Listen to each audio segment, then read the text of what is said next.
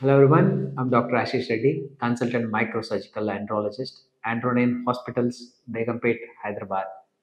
ఈరోజు మనం డిస్కస్ చేసే టాపిక్ పీనైల్ కర్వేచర్స్ గురించి.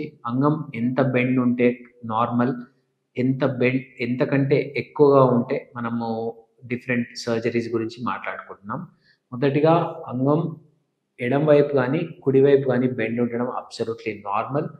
అది మీ అండర్వేర్లో మీరు అంగాన్ని లెఫ్ట్ సైడ్ పెడితే లెఫ్ట్ సైడ్ కర్వేచర్ ఉంటుంది, రైట్ సైడ్ పెట్టుకుంటే రైట్ సైడ్ కర్వేచర్ ఉంటుంది.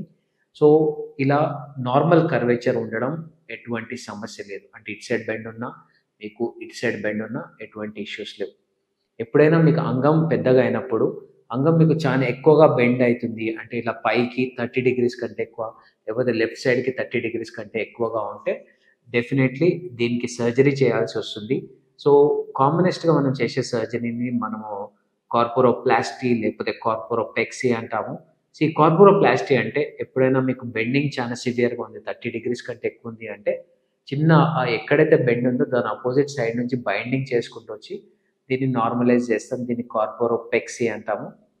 కార్పోరోప్లాస్టీ అంటే ఎప్పుడైనా మనకి వేరే డిసీజ్ కండిషన్స్ అంటే ఇప్పుడు నార్మల్గా మీకు లోపల చిన్న దెబ్బలు తాకినప్పుడు దాన్ని పెరోనిస్ డిసీజ్ అంటాం. ఈ పెరోనిస్ డిసీజ్ ఉన్న వాళ్ళలో కూడా కర్వేచర్స్ వచ్చే ప్రమాదం ఉంటుంది. ఈ కర్వేచర్స్ రావడం వల్ల అంగం బెండ్ అయిపోతుంది.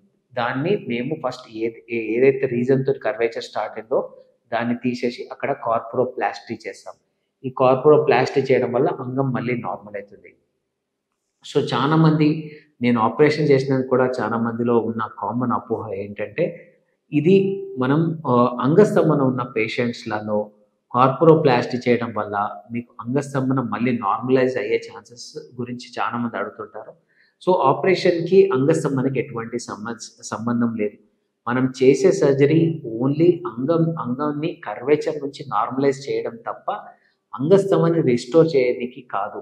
సో నార్మల్గా అంగస్తంభనకి ఇప్పుడు ఏదైతే మెడికేషన్స్ ఉన్నాయో అవి కంటిన్యూ చేసుకోవడం బెటర్. ఇది ఓన్లీ మీకు ఓన్లీ అనాటమికల్ కరెక్షన్, బెండ్ ఉన్నదాన్ని నార్మలైజ్ చేస్తున్నాం అంతే సర్జరీ. దీనివల్ల చాలామంది వచ్చి అడుగుతారు, సార్ ఇది సర్జరీ చేసుకున్నాము అంగస్తంభన సమస్య అలానే ఉంది. ఇది అంగస్తంభనకు చేసే సమస్య సర్జరీ కాదు. ఇది ఓన్లీ మీకున్న బెండ్ని నార్మలైజ్ చేయడానికి మాత్రమే. ఖచ్చితంగా మనం దీని తర్వాత ఒక 3 months అంగస్తంభనకి మందులు వాడినప్పుడు అది కూడా సెట్ అయ్యే ఛాన్సెస్ ఉంటాయి. సో కార్పోరోప్లాస్టీ అనేది ఓన్లీ మీకు కరెక్షన్ ఆఫ్ ది కర్వేచర్ గురించి చేసే సర్జరీ మాత్రమే. దానికి అంగస్తంభనకి ఎటువంటి సమస్య లేదు. సో కర్వేచర్ ఉన్న వాళ్ళు అంగస్తంభన సమస్యలు ఉంటాయంటే ఉండొచ్చు. ఎందుకంటే ఎప్పుడైనా బెండ్ అవుతున్నప్పుడు మనకి రక్తం ఫ్లో తగ్గే ఛాన్సెస్ ఉంటాయి కాబట్టి దానివల్ల కూడా మనకు అంగస్తంభన సమస్య ఉండొచ్చు. ఒకవేళ అలా బెండ్ అయిపోయిన కేసెస్లలో మనము సెట్ చేస్తే చాలా వరకు అంగస్తంభన సమస్య రిస్టోర్ అయ్యే ఛాన్సెస్ ఉంటాయి. కానీ డెఫినెట్లీ ఆల్వేస్ మనం అయిన తర్వాత ఎరెక్షన్స్ గురించి సపరేట్గా డిస్కస్ చేయడం బెటర్. దాని గురించి సపరేట్ మెడిసిన్స్ వాడితే ఆటోమేటిక్గా ఇది ఇంప్రూవ్మెంట్ అయ్యే ఛాన్సెస్ ఉంటాయి. సో ఎవరైనా సర్జరీ చేయించుకోవచ్చు. దీనివల్ల ఎటువంటి నష్టం లేదు, డేంజర్స్ లేవు, మీకు లైఫ్ థ్రెటనింగ్ ఎటువంటి ఇష్యూస్ లేవు. సో కార్పోరోప్లాస్టీ ఈజ్ చాలా సేఫ్ సర్జరీ. ఫర్దర్గా మీకు ఏమైనా డౌట్స్ ఉంటే కింద కామెంట్స్లో తెలియజేయండి, లేకపోతే వచ్చి నన్ను కలవండి. Thank you so much.